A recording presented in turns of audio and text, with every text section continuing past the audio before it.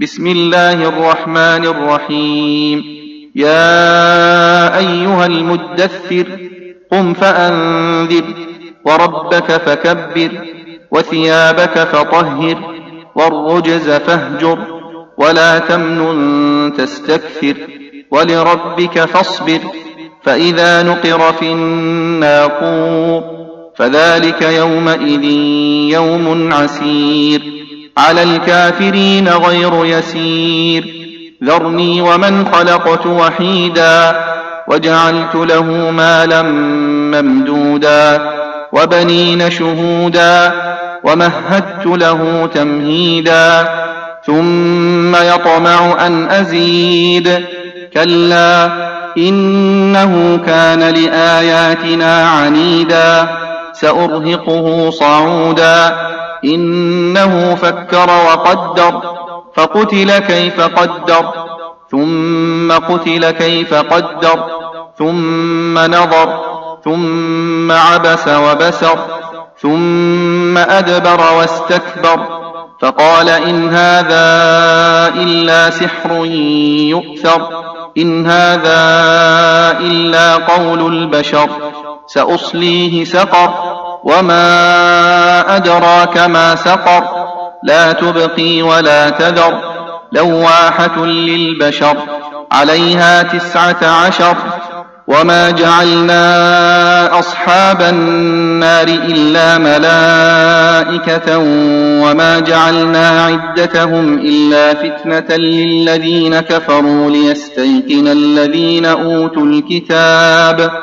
ليستيقن الذين أوتوا الكتاب ويزداد الذين آمنوا إيمانا ولا يرتاب الذين أوتوا الكتاب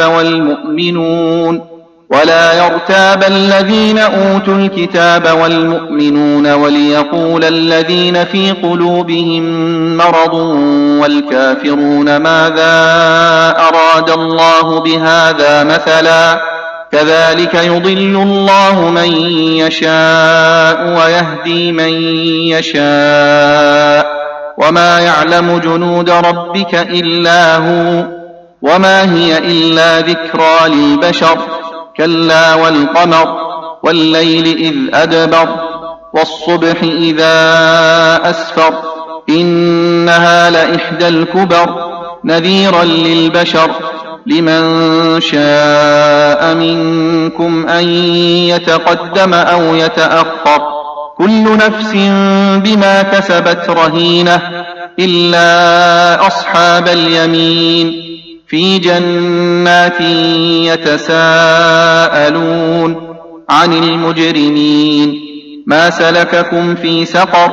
قالوا لم نك من المصلين ولم نك نطعم المسكين وكنا نخوض مع الخائضين